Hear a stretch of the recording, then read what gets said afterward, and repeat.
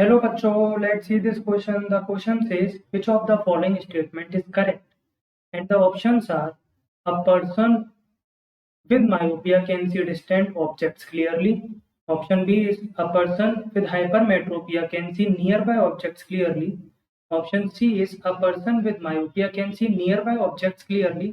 And option D is a person with hypermetropia cannot see distant object clearly.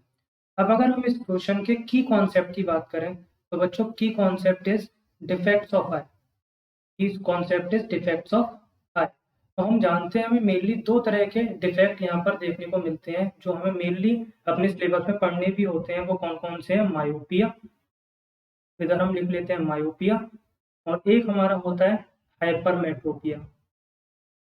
Hypermetropia, तो these are the two defects, myopia and hypermetropia. अब बातें करते हैं myopia का मतलब क्या होता है। तो मायोपिया को हम एक और नाम से जानते हैं, इसको हम शॉर्ट साइटेडनेस भी कहते हैं। Myopia is also known as short sightedness. Short sightedness. वहीं अगर बात करें हाइपरमेट्रोपिया की तो इसको हम लॉन्ग साइटेडनेस भी कहते हैं। Long sightedness, long sightedness. Myopia में अगर हम ये बात करें, ये डिस्कस करें कि क्या होता है, तो हमें दूर के ऑब्जेक्ट्स, जो फार ऑब्जेक्ट्स होते हैं, जो दूर रखे होते हैं हमारी आई से, वो हमें दिखाई नहीं देते हैं। लेकिन जो नियर बाय ऑब्जेक्ट्स होते हैं, जो नियर बाय ऑब्जेक्ट होते हैं वो हमें क्लियरली दिखते हैं, वो हमें दिखाई देते हैं, और इसी वजह से इसका नाम होता है शॉर्ट साइटेडनेस। ठीक। अगर हम बात करते हैं हाइपरमेट्रोपिया की, तो हाइपरमेट्रोपिया में जो फार ऑब्जेक्ट्स होते हैं, जो दूर के ऑब्जेक्ट होते हैं वो हमें क्लियरली दिखाई देते हैं।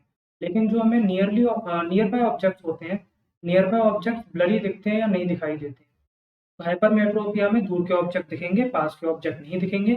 वहीं मायोपिया में पास के ऑब्जेक्ट आपको दिखाई देंगे, दूर के ऑब्जेक्ट दिखाई नहीं देंगे।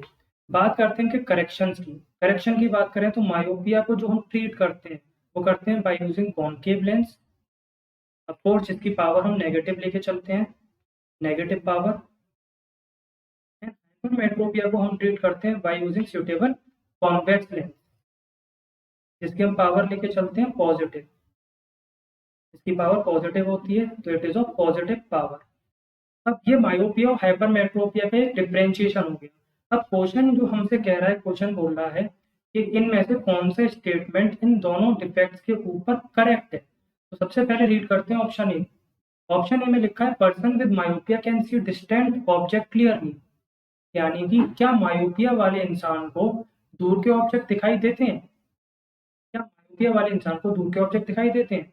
नहीं देते हैं ना, तो option A is incorrect. Option A is incorrect. Option B is now, इसमें बोला है उसने person with hypermetropia can see near by objects clearly, मतलब एक ऐसा इंसान जिसको हाइपरमेट्रोपिया है, क्या उसको पास के ऑब्जेक्ट दिखाई देते हैं? हाइपरमेट्रोपिया वाले इंसान को पास के ऑब्जेक्ट दिखाई नहीं देते हैं, तो option B is also incorrect. Option C is a person with myopia can see near by objects clearly, क्या एक ऐसा इंसान जो मायोपिया है जिसको, क्या उसको पास के ऑब्जेक्ट दिखाई देते हैं? यस, जिसको मायोपिया होता है उसको पास के ऑब्जेक्ट तो दिखाई देते हैं, तो option is correct. Option C is correct. A person with myopia, जिस इंसान को मायोपिया होता है वो पास के ऑब्जेक्ट देख सकता है, तो this is correct. Option D is a person with hypermetropia cannot see distant object clearly, एक ऐसा इंसान जिसको हाइपरमेट्रोपिया है, क्या वो दूर के ऑब्जेक्ट नहीं देख सकता? Answer is no. हाइपरमेट्रोपिया जिसको जिसको होता है वो दूर के ऑब्जेक्ट देख सकता है, तो option D is also incorrect. तो यहाँ पे अगर हम बात करें इस क्वेश्चन की, तो इसमें ऑप्शन ए जो है, option A is incorrect. Option B is also incorrect. Option C is correct, but option D is also incorrect. So the final answer is option number C. A person with myopia can see nearby objects clearly. Hope you understood it well. Best of luck.